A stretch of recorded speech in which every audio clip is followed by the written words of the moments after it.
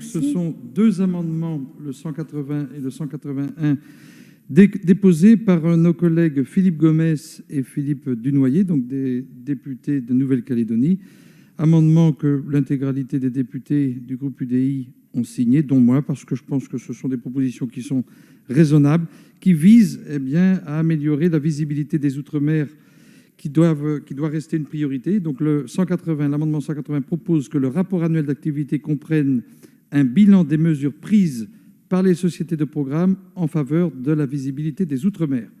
Enfin, le 181, il rappelle qu'il y a eu un pacte pour la visibilité des Outre-mer qui a été signé entre le gouvernement et France Télévisions, avec un certain nombre d'engagements, dont un qui prévoit que France Télévisions devra rendre annuellement et publiquement compte des actions mises en œuvre, donc des engagements et des indicateurs de ce fameux pacte. Et donc, ce qui est proposé, c'est qu'un bilan annuel présenté par France Télévisions est adressé chaque année au Parlement devant les commissions des affaires culturelles et de l'éducation, donc de l'Assemblée et du Sénat. Voilà le sens de ces deux amendements, Madame la Ministre, Madame la rapporteure. Parce que peut-être le moment est venu, à ce stade de notre discussion, de faire le point justement sur ce pacte de visibilité des Outre-mer pour tordre le cou à peut-être certaines idées préconçues.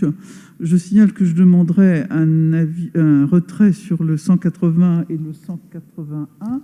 Je donnerai un avis favorable par contre à l'amendement numéro 20 pour aller dans le sens de certaines demandes.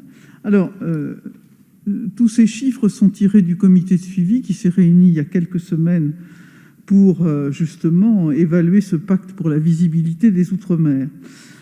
Un large public a été touché en 2020 et les Outre-mer sont plus visibles qu'avant sur les antennes nationales.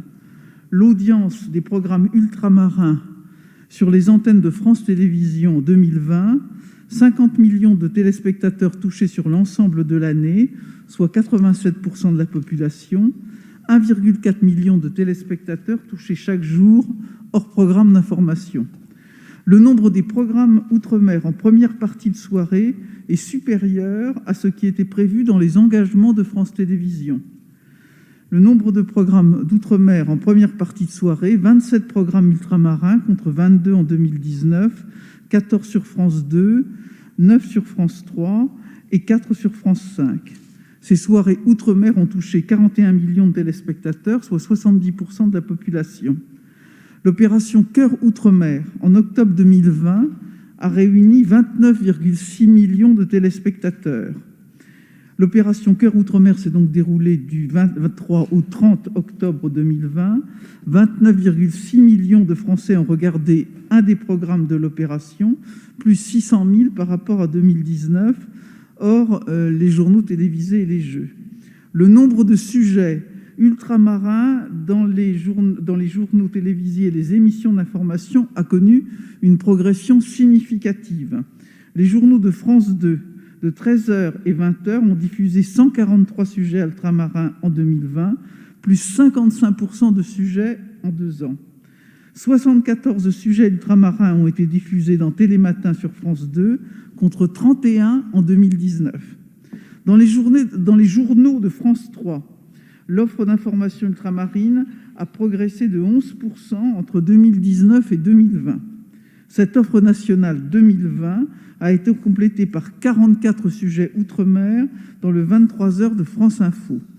L'ensemble du réseau Outre-mer, la première, a connu des audiences exceptionnelles en 2020.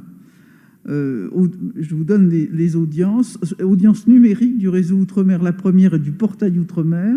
194 millions de visites ont été enregistrées sur l'ensemble des sites. 20,2 millions ont été enregistrés, 20,2 millions de visites, sur le portail Outre-mer, la première, qui n'a été lancé qu'en juin 2020. Je crois qu'à ce stade de notre débat, puisque l'Outre-mer a été à juste titre évoqué et convoqué dans ce débat, je pense qu'il était important de vous donner ces chiffres. Comme ce ne sont pas mes amendements, je vais simplement donner une explication. Je vais les retirer à l'écoute des arguments de Mme la rapporteure et de Mme la ministre, les précisions que vous avez apportées, Madame la ministre, et surtout le fait que vous nous indiquiez donner un avis favorable dans quelques minutes à l'amendement numéro 20, qui va dans le sens de ce que proposent Philippe Gomès et Philippe Dunoyer, comme un certain nombre de députés qui sont ici, qui demandent vraiment et qui appuient pour qu'on tienne compte des spécificités des territoires d'outre-mer qui sont même vus de ma chère Bretagne, qui sont très chers à notre cœur. Merci à vous. C'est le 182 de M. Gomez. Oui, Madame la Présidente. Donc, un amendement de Philippe Gomès et de Philippe Dunoyer qui nous rappelle que la loi du 30 septembre 1986 confie au CSA la mission de veiller à ce que la programmation reflète la diversité de la société française. Et nos deux collègues députés de Nouvelle-Calédonie, dans l'esprit des débats qui nous animent là depuis un certain temps, justement pour bien reconnaître et apporter de la force à cette considération au territoire d'outre-mer, proposent non pas de veiller, mais de garantir une juste représentation des outre-mer dans l'audiovisuel.